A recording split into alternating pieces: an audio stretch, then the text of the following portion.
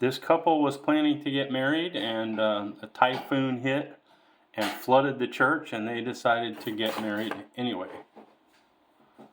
So that's what they did.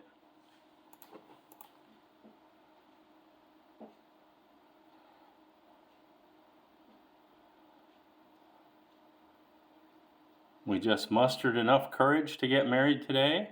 That's what the bride said. We decided today, if we don't push through and reschedule it another day. I feel the challenges won't be over. It's just a test, is what the groom said. Before we get married, we've been in this relationship for 10 years. We've been through a lot. This is just one of the struggles that we've overcome.